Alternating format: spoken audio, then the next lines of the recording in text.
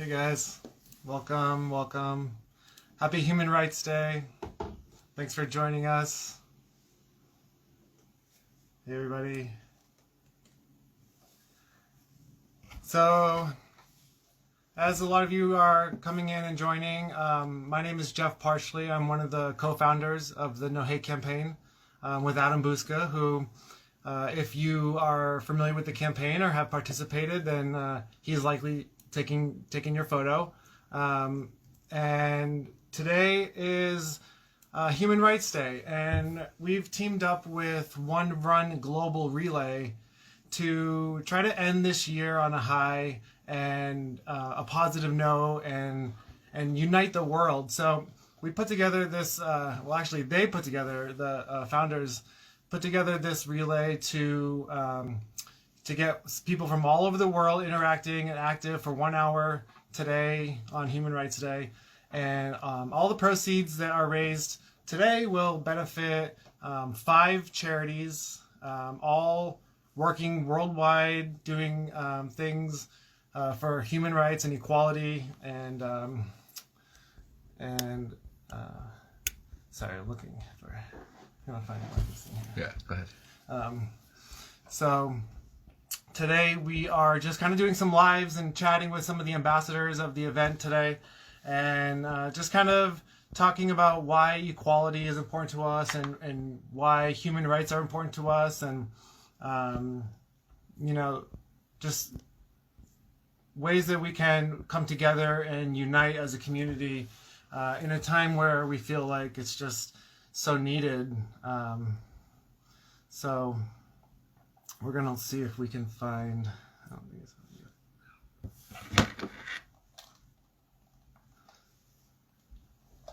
So the One Run Global Relay was created by a guy named Danny over in the UK. Him and his friend Jamie had a vision of seeing a worldwide relay that we were handing and uniting the country, and so now that it's a virtual effort, we've asked everybody to take part in their own time zone at 7 p.m. So basically, just be active for, let me see, for 1 hour, and we're gonna discuss with one of our ambassadors. Let's see if he's coming on. Hey everybody. Hey Tommy. Hi. Hey Markus. Did it work? Hey. It worked. How's it going? So everybody, this is Markus Molinari, and Hi. he's one of the One Run Global Relay ambassadors, and he's been a huge supporter of the No Hate campaign and the relay. And it looks like you just got done doing your run. Did you just Yeah. finish? Yeah, I just did my hour run. Awesome. Where are you right now? I'm in Northern California at a Whoa. friend's place, and so he let me use his gym for the run, and which is great because I needed a treadmill because I wanted to do it live. I wanted to make more of an impact rather than just run outside, which is also great if you can do it. But for this particular reason and being an ambassador, I really wanted to show my run live, and so I needed a place where I could do that. And so I love that. So you basically you put your money where your mouth is, and you said you're being a part of it, and you prove to everybody that you stand by what you say, and I think that's so cool. yeah, thanks. I just really feel in my heart that's weighed heavily. I get asked to do a lot of different charities, and lately I thought, okay, well, a post is great, awareness is great, and that's fine, but I've really been wanting to be more involved, and what more can I do, and sometimes you yourself have to think of creative ways to do that, not just leave it up to the charities. And you kind of got to make it new for yourself, and make it a goal for yourself, and that's why I wanted to do it live. And I'm so happy that you guys reached out, because people do want to know where they can help, and I constantly do want to know how I can help. And if ever I can give my time, or in this case, my body, I'll do it. Your sweat. My sweat, I'll do it, Why Yeah. not? So, well, I mean, we really appreciate that, and the No Hate campaign started in response to Proposition 8 here in California, and we weren't activists when that started. We just kind of we wanted to speak out, and I told Adam one night, I was like, you know what, I want a photo that is going to speak against Proposition 8 here in California, which for anybody watching banned same-sex marriage here in California after it was already legal. So, you know, we just took the photo, and with Adam being a photographer, it was just kind of second nature to use our talent for a cause that we could speak out with. And it has just, I mean, obviously, you know that it's grown into so much more than what we ever imagined it could be, but it really is just us two simple people using their talents to do what they can. And people like you help that and help us amplify our message and share it. Well, that starts with inspiration. So you have to give yourself credit for that. You know, you have to give yourself watching, coincidentally enough, the Marsha P. Johnson documentary on Netflix last night.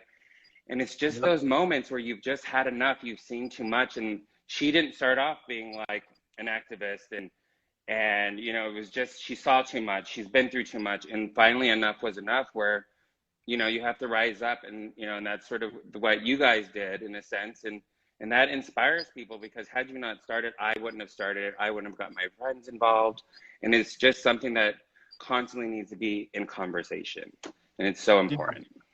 And especially right now in the time that we're living in, where we're all kind of being separated from each other and just very tumultuous politically. I think that unity and togetherness, it couldn't be more important right now. And the fact that the One Run Global Relay has taken the unity and togetherness worldwide. I mean, the fact that there's 195, all of the countries involved today is crazy. And I know that you travel a lot. You've been to a lot of places. So you've experienced different cultures and different things. And if you weren't on your treadmill right now in Northern California, where would you have chosen to do that run around the world? Because there's people in every country running today for the One Run. You know what? I really have found a special place in my heart for Bali. So if that was ever a choice, it would be there. Or, you know, in Spain and Lisbon, there's like a road that goes right up the coast. So that would be nice. But it is so lovely to see, and so inspiring that to get all of these countries together. That shows that there is a strong love and people want to help other people. And that just puts a fire under me so much more to know that all that love is out there. People are willing to be involved and willing to help.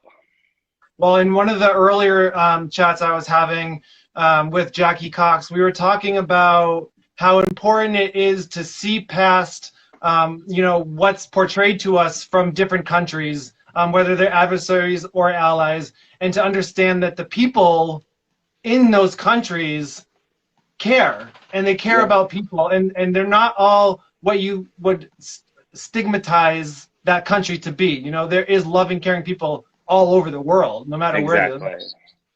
So, I mean, even as much so as when I was in Egypt this time last year, you know, there is a gay community there. They're not allowed to voice themselves, but there is one there. And so us being vocal, people seeing people that are like them, any of that, this is all so important, even just for someone that's not allowed to be themselves. It really, really is. You know, in growing up in the small town I grew up in, I didn't meet any other gay people. I thought my feelings were just something that was an internal fight for myself. So when I first moved to LA and saw two guys holding hands, I almost wrecked my car. I was like, what is it? Oh my God. You know, and so this is just showing more awareness. This is just helping those kids out without a voice. I think it's so important. So speaking to that, then, if now knowing what you know about life, I guess, what would you have said to your younger self before you started becoming aware of who you were and how you could portray who you were and live authentically? You're gonna make me cry. I would say, I think the most important thing to say is that you're not alone, because in those times, when growing up, I felt so alone. I felt no one was like me. And I think that's the only thing. You know, I was driving by. This was about a year or two ago, and I was driving by Rage, and I'm like in West Hollywood, and I'm in like some driven car going to some event, and I thought, oh wow, when I was 18 or 19, I went to Rage and just trying to find friends or anything like that. Didn't know anyone, just stood in line, and I saw myself standing there while I'm in this driven car, and I was like, if I can get out and tell my younger self that everything was going to be okay. And that really put a tear to my eye in that moment. And so it's important.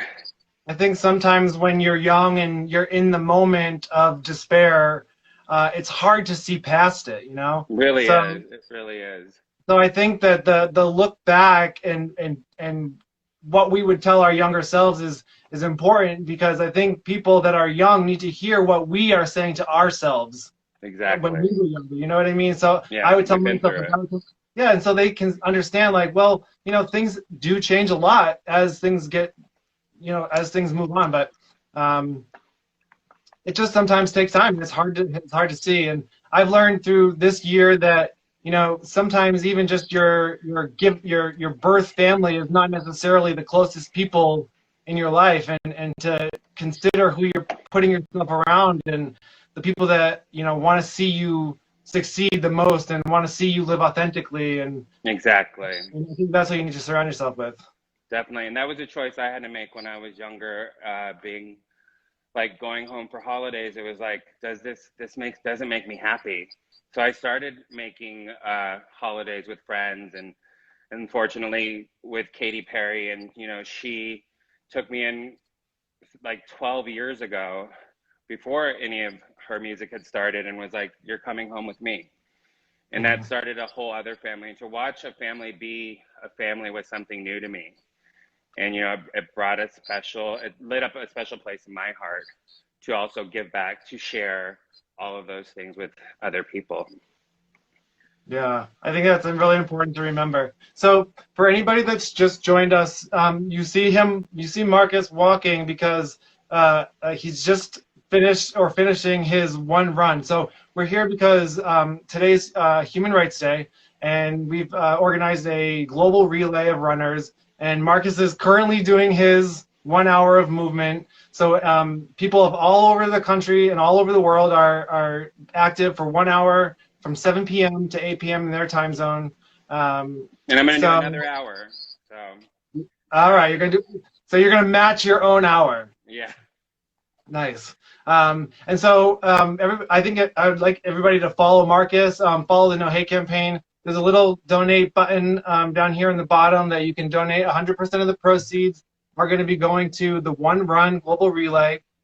There will be 5 beneficiaries: UNICEF, Know Your Rights Camp, DoSomething.org, No Bully, and the No Hate campaign.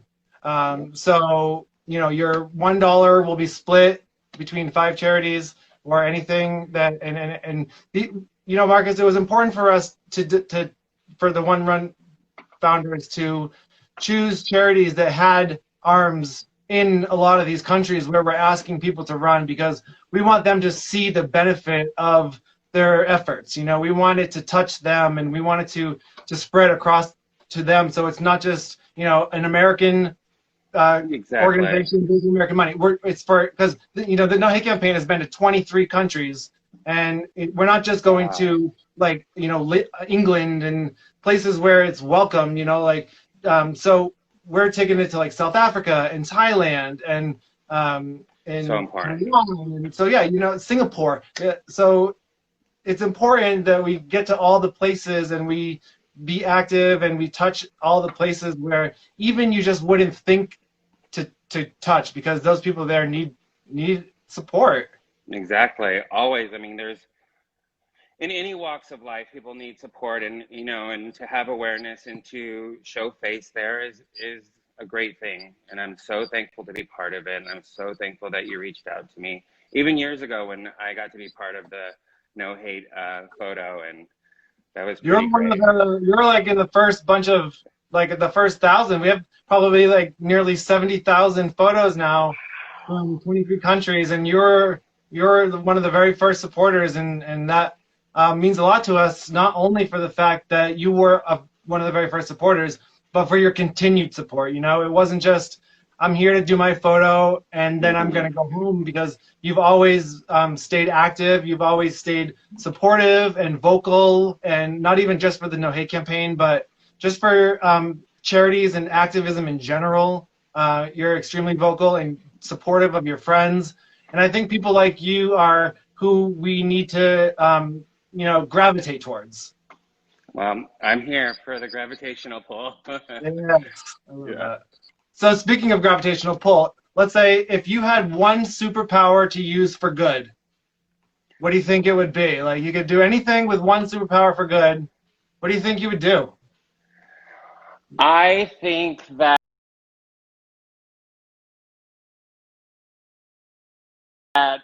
you know, I'm such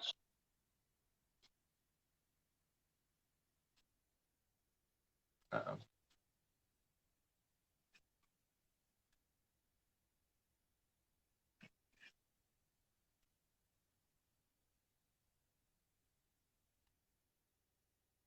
Oh, I think we froze. Come back.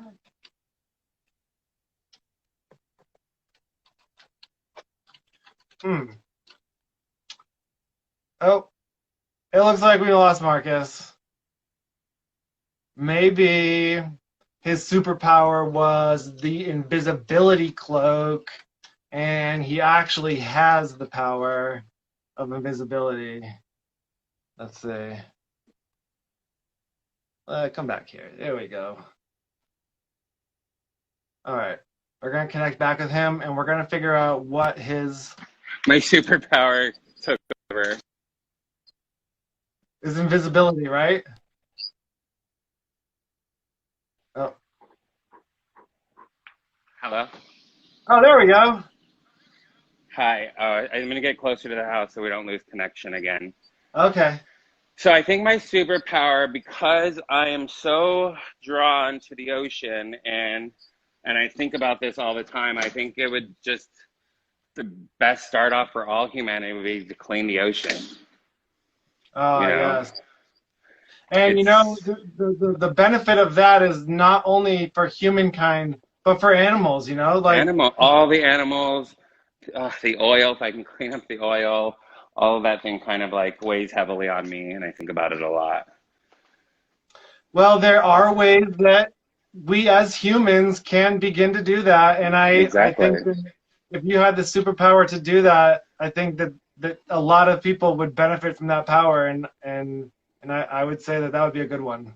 Yeah, and I I think I do have a little bit of that superpower with we can do awareness and do more stuff like this and which I'm more than happy to get involved with, which, during this pandemic has really helped me center and sit with myself and sit with what's important to me and what is my human calling. And I really believe it's this, and I believe it's just helping other people out and helping our world out. That's so awesome. I wish there was more people that had that mindset, because if we all thought that helping people out was the number one priority, I think we would all be a lot better off.